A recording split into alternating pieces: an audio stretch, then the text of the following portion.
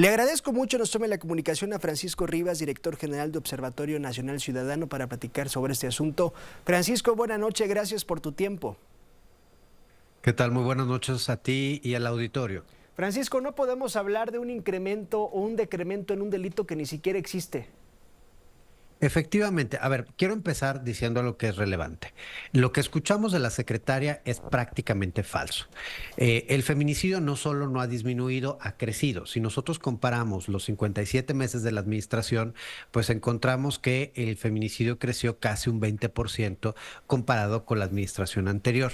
¿Cuál es el problema de lo que dicen? ¿Por qué mienten de esta manera? Porque comparan aleatoriamente el último mes con el mes más alto de la administración de Peña y lo hacen con Sí. todos los delitos, con el homicidio, con los varios delitos.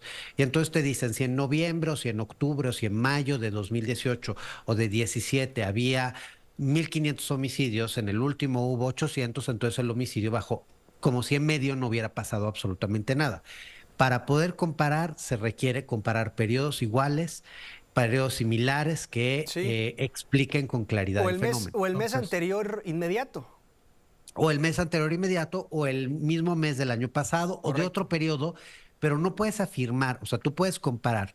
Si comparamos este mes contra este mes, encontramos esto. No puedes decir que hace 6 años o hace 5 años Sí. había este dato y ahora hay este, entonces bajó 20, 30, 40% las cifras que se sacan de la manga todas las veces. De hecho, sí ha habido reducción de delitos. El único delito que tiene una reducción sostenida es el robo de vehículo, que baja de 1997 a la fecha. O sea, no es un éxito nuevo, es algo que ha sucedido constantemente en todas las administraciones Sí. y está más relacionado con la tecnología de los vehículos que en realidad con el desempeño de las autoridades. Y sí bajaron los robos, particularmente el robo a transeúnte, el robo de la vía pública, el robo en el transporte público, si comparamos los mismos periodos de esta administración con los anteriores. Pero uno de los factores determinantes para esa reducción, que no es tan grande, es una reducción del 5, 6, 7% dependiendo del delito, es porque tuvimos la pandemia. Claro. Entonces, Francisco, la sí. ciudadanía nos resguardamos en nuestras casas. El Francisco, homicidio, perdón. sacaban hoy a colación en la conferencia mañanera, y creo que mucho tiene que ver la situación que se vive en Chiapas, donde familias se han acusado que están huyendo porque tienen temor que sus niños y sus jóvenes sean reclutados por la delincuencia organizada. Y Rosa Isela titubeaba porque decía, no, hay una reducción, pero no presentaba una estadística, y ahora nos enteramos que este delito ni siquiera se tipifica, aun y cuando se sabe que en Que Chiapas, existe. pero también en Sinaloa ocurre y existe. A ver, existe en todo el país, porque cuando hablamos de reclutamiento estamos hablando precisamente de un ejercicio en donde eh, los jóvenes se acercan a la delincuencia por voluntad propia o porque son obligados. Se considera reclutamiento forzado por las características legales de un menor de edad. Es decir, si tú tienes menos de 18 años, tu participación en el delito se Sí. considera forzadamente por condiciones externas a tu voluntad. Pero la realidad es que nosotros fuimos la primera organización en conjunto con la Red para Derechos de la Infancia en intentar hacer una medición y a intentar entender este fenómeno. En ese momento, cuando nosotros presentamos los datos, encontramos que aproximadamente entre 250 y 350,000 jóvenes, o sea, niñas, niños y adolescentes, estaban en riesgo de ser reclutados. Sí. Uno de los elementos, nos acercamos con la Secretaría, que estableció un supuesto observatorio sobre el reclutamiento, mismo que duerme el sueño de los justos porque nunca pasó absolutamente nada respecto a ese.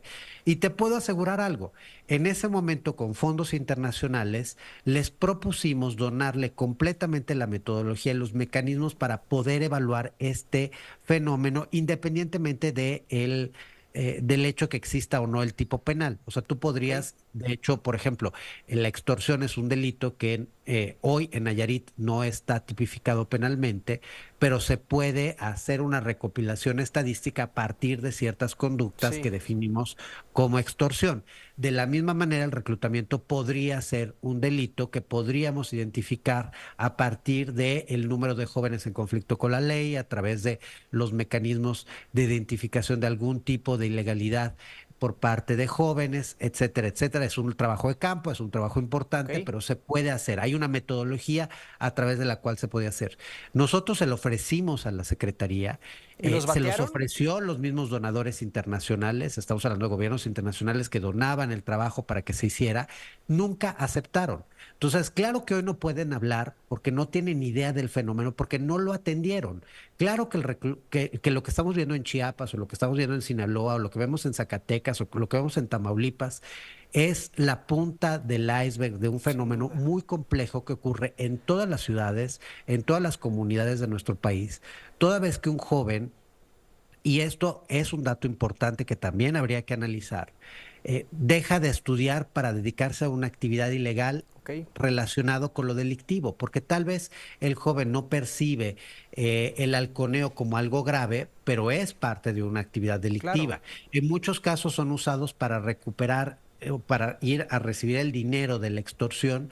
No son ellos quienes amenazan, no son ellos quienes ejecutan una acción Sí, son violenta, pero son operativos simple y parte. sencillamente o vigilantes en las entradas y en las salidas de las colonias, pero por ahí empiezan, Francisco, y terminan desafortunadamente como ya sabemos que es el destino del gran porcentaje de quienes ingresan a la delincuencia organizada.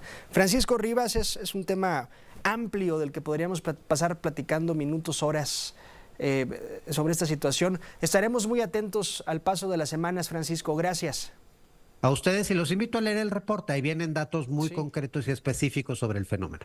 Muchísimas gracias, Francisco. Buenas noches.